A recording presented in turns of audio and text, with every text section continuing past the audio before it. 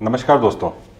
आपका पीएसए बढ़ा हुआ है और उसकी वजह से आपने प्रोस्टेट बायोप्सी कराई है और उसमें कैंसर निकला है। आप बहुत घबराए हुए हैं। आप सोच रहे हैं मेरे को प्रोस्टेट कैंसर कैसे हो सकता है, मेरे को तो कोई सिम्टम ही नहीं है।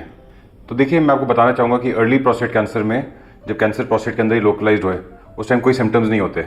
इसीलिए कैंसर अर्ली स्टेजेस में मिस हो जाता है। जब तक सिम्टम्स आते हैं जैसे कि यूरिन में ब्लड आना या बैक एक होना या कमर में दर्द होना या हड्डियों में दर्द होना या यूरिन ब्लॉकेज, तो उस टाइम तक कैंसर एडवांस हो चुका होता है और वो ऐसी स्टेज होता है कि जिसमें उसको क्योर नहीं करा जा सकता।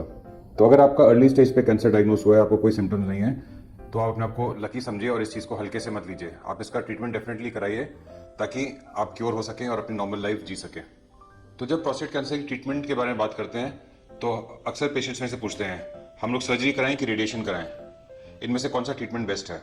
मैं doctor Ashish sir, urologist robotic surgeon, new Delhi, India से आज आपको prostate cancer treatment options, surgery और रेडिएशन के बारे में फायदे और नुकसान डिस्कस करूंगा। सबसे पहला ऑप्शन है वॉचफुल वेटिंग या एक्टिव सर्वेलेंस। इस ऑप्शन में हम लोग बेसिकली पेशेंट के ट्रीटमेंट के लिए कुछ नहीं करते। पेशेंट को रेगुलरली फॉलोअप करते हैं, हर 3 महीने पीएसए करते हैं, अगर ज़रूरत हो तो 6 महीने या साल में बायोप्सी करते हैं फिर से, या एमआरआई करते हैं। सिर्फ क्लोज फॉलोअप में रखते हैं और कोई ट्रीटमेंट नहीं करते।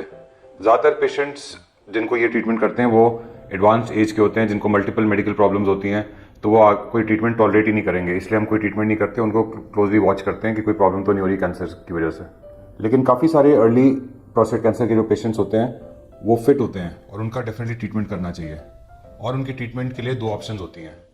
एक ऑप्शन तो है सर्जरी और दूसरा ऑप्शन है रेडिएशन।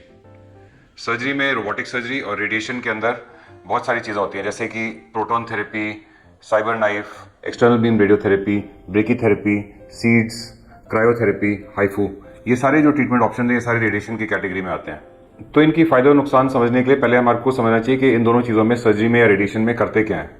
तो देखिए, ये यूरिनरी ब्लैडर होता है, ये यूरिन का रास्ता होता है। मेज में पीनेस यहाँ पे होती है, यहाँ पे टेस्टिस होती है, ये सारा पार्ट बाहर होता है, अंदर होता है। प्रोस्टेट यहाँ पर होता है बिल्कुल ब्लैडर के नीचे, और इसी में कैंसर बन जाता है। और ये पेल्विक साइड वॉल्स हैं। पेल्विक साइड वॉल्स में यहाँ पे लिम्फ नोड्स होते हैं और प्रोस्टेट के पीछे यहाँ पे सेमिनल वेसिकल्स होते हैं जहाँ से सीमेन निकलता है। सो ये प्रोस्टेट हो गया, ये सेमिनल वेसिकल्स हो गए, ये लिम्फ नोड्स हो गए। सर्जरी में क्या करते हैं कि हम लोग पूरा का पूरा प्रोस्टेट, सेमिनल वेसिकल्स और ये वाले लिम्फ नोड्स, ये सब कुछ निकालते हैं। और उसके बाद जब प्रोस्टेट निकल जाता है तो फिर ये जो ब्लैडर है और यूरिन पैसेज इन दोनों को पास लेके आके इसको सूचर कर देते हैं। ये सर्जरी में होता है। और रेडियोथेरेपी में क्या होता है कि हम प्रोस्टेट को नहीं निकालते, प्रोस्टेट बॉडी के अंदर ही रहता है, लेकिन हम रेडिएशन की रेज से प्रोस्टेट को, सेमिनल वेसिकल्स को, लिम्फ नोड्स को, सब जगह रेडिएशन देते हैं और कैंसर के सेल्स को किल करते हैं। तो आप इस बात को समझिए, अगर हम ये पूरे प्रोस्टेट को निकालेंगे, प्रोस्टेट ऐसे हार्ट शेप होता है और ये सेमिनल वेसिकल होते हैं और साथ में ये लिम्फ नोड्स हो गए। तो जब हम इसको निकालते हैं तो हमारे को कैंसर की एग्जैक्ट स्टेज पता चल जाती है कि ये कैंसर छोटा सा प्रोस्टेट के अंदर ही था, कि ये प्रोस्टेट से बाहर थोड़ा बहुत जा रहा है, कि सेमिनल वेसिकल्स में जा रहा है, कि इन लिम्फ नोड्स में जा रहा है। तो हमारे को इस कैंसर की एग्जैक्ट स्टेजिंग पता चल जाएगी कि ये कौन सी स्टेज का, ये लोकलाइज कैंसर है कि एडवांस स्टेज का कैंसर है। इसका ग्लीसन स्कोर क्या है, ये ग्लीसन 6 है कि 7 है कि 8 है, क्या है ये। तो ये सारी चीज़ें जब हम सर्जरी करते हैं और प्रोस्टेट को टेस्टिंग के लिए भेजते हैं, इसमें पता चल जाता है। रेडिएशन में जब हम कैंसर सेल्स को किल कर रहे हैं तो हमारे को एग्जैक्ट स्टेज नहीं पता चलती, क्योंकि प्रोस्टेट बॉडी के अंदर ही होता है। हमने कुछ टेस्टिंग नहीं करी कि ये कैंसर सिर्फ प्रोस्टेट में था कि बाहर भी निकला हुआ था। तो अगर आपको एग्जैक्ट स्टेजिंग पता करनी है तो सर्जरी रेडिएशन से बेटर ऑप्शन है। दूसरी चीज़, अगर कैंसर पूरा बॉडी से निकल गया है तो पेशेंट्स का पीएसए सर्जरी के बाद 0 होता है, 0 या अंडर डिटेक्टेबल। तो जब आप अपना टेस्टिंग कराते हैं सर्जरी के बाद और पीएसए आपका 0 होता है, तो आपके लिए, आपकी फैमिली के लिए काफी शांति की बात है, काफी खुशी की बात होती है कि आपका कैंसर निकल गया और आप कैंसर फ्री है। रेडिएशन के साथ ऐसा नहीं होता। रेडिएशन के इंजन के बाद 2 साल तक पीएसए फ्लक्चुएट होता रहता है, कभी ज्यादा हो जाएगा, कभी कम हो जाएगा। तो हमेशा वो एंजाइटी बनी रहती है कि आपका कैंसर निकला है कि नहीं निकला, आप कैंसर फ्री है कि नहीं है, कहीं बॉडी में कैंसर है तो नहीं है। तो ये एंजाइटी सर्जरी के बाद नहीं होती जो रेडिएशन के बाद हो सकती है। इसके अलावा जब एंजाइटी होती है तो आपकी बॉडी में तो प्रोस्टेट है, उसकी टेस्टिंग करनी ज़रूरी है। तो पेशेंट्स को रेडिएशन के बाद बार बार प्रोस्टेट बायोप्सी करनी पड़ती है। और आप जानते ही हैं कि प्रोस्टेट बायोप्सी कोई इतना कंफर्टेबल प्रोसीजर नहीं है, तो बार बार वो प्रोसीजर कराने का कोई फायदा नहीं है। बट अगर आपकी सर्जरी हुई होगी तो उसके बाद तो प्रोस्टेट निकल चुका है, तो उसके बाद आपकी प्रोस्टेट बायोप्सी करना पड़ेगी। इसके अलावा जो सबसे इम्पोर्टेंट चीज़ है वो आपको ये समझनी चाहिए कि प्रोस्टेट कैंसर एक कैंसर हो, और कैंसर की एक कैरेक्टरिस्टिक होता है कि आप कुछ भी ट्रीटमेंट कर लेते हैं तो टाइम से वापस आ जाता है। अगर आपने सर्जरी कराई है और सर्जरी का आपको लग रहा है कि कैंसर वापस आ रहा है, तो लो डोज रेडियोथेरेपी आप कैंसर के सर्जरी के बाद इजीली करा सकते हो। लेकिन अगर आपने रेडिएशन कराई और आपको लग रहा है कि कैंसर वापस आ रहा है तो उसके बाद सर्जरी करना बहुत मुश्किल है।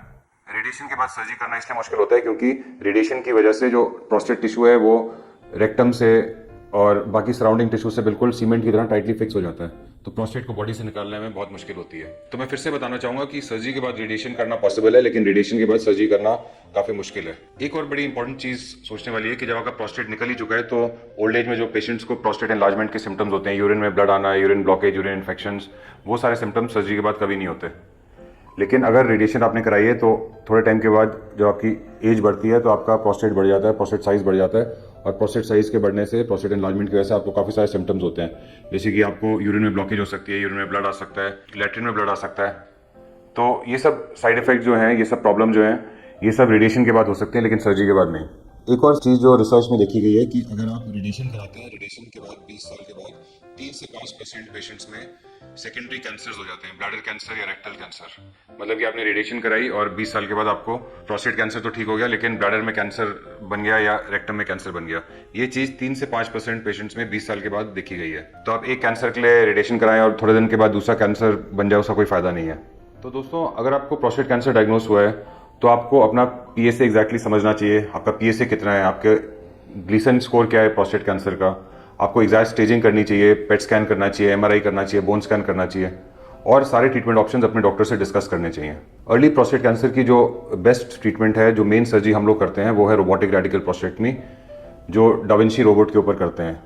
हमारा रोबोटिक ओटी है, यहाँ ये रोबोट है, यहाँ सर्जन कंसोल है जिधर सर्जन बैठ के सर्जरी करता है।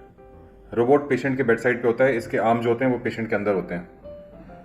रोबोट अपने आप कुछ नहीं करता, ये सारी मूवमेंट जो रोबोट कर रहा है पेशेंट के अंदर सर्जरी के टाइम पे, वो सर्जन जो होता है वो कंसोल पे बैठा हुआ सर्जरी करता है। और जब सर्जन कंसोल पे बैठा होता है उसको जो अंदर वो दिखता है वो 3D HD विजन होती है, ब्लड लॉस कम होता है।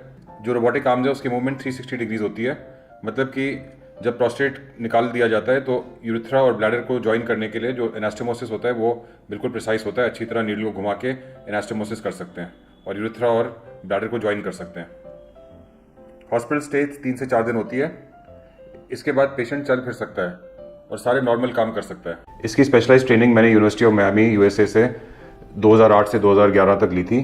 3 साल में यूएस में था जब मैं ये ट्रेनिंग कर रहा था। उसके बाद वापस आके मैंने अपोलो हॉस्पिटल न्यू दिल्ली में रोबोटिक सर्जरी स्टार्ट करी और हम लोग प्रोस्टेट कैंसर की रोबोटिक सर्जरी रेगुलरली कर रहे हैं। टोटल करियर में मैं ऑलमोस्ट 2000 से भी ज्यादा रोबोटिक सर्जरीज प्रोस्टेट कैंसर के लिए कर चुका हूँ। हमारे पेशेंट्स के एक्सीलेंट रिजल्ट्स आते हैं, उनका सर्जरी में ब्लड लॉस कम होता है, रिकवरी जल्दी होती है, उनकी यूरिनरी कंट्रोल और सेक्सुअल फंक्शन भी जल्दी रिकवर करते हैं क्योंकि हम लोग नर्व स्पेयरिंग रोबोटिक सर्जरी करते हैं। सर्जरी में 1 से 1.5 घंटा लगता है, कोई मेजर कट नहीं होता। 8 मिलीमीटर के 5 छोटे छोटे होल्स के थ्रू रोबोटिक इंस्ट्रूमेंट्स अंदर जाते हैं और उसको 3D विजन और मैग्निफिकेशन से हम लोग अच्छी नर्व स्पेयरिंग सर्जरी करते हैं जिससे अच्छे रिजल्ट्स आते हैं। और इस डाविंची रोबोटिक सर्जरी से हम लोग काफी सारे पेशेंट्स के कैंसर फ्री भी कर चुके हैं और उनकी क्वालिटी ऑफ लाइफ भी अच्छी चल रही है। अगर आपको भी कोई पीएसए की प्रॉब्लम है या मेंस हेल्थ रिलेटेड प्रॉब्लम है, जैसे कि यूरिन प्रॉब्लम या सेक्सुअल प्रॉब्लम, या आपका प्रोस्टेट कैंसर डायग्नोस हुआ है और आप मुझे कॉन्टैक्ट करना चाहते हैं तो मेरा ईमेल एड्रेस और व्हाट्सएप नंबर नीचे डिस्क्रिप्शन में दिया हुआ है। Thank you.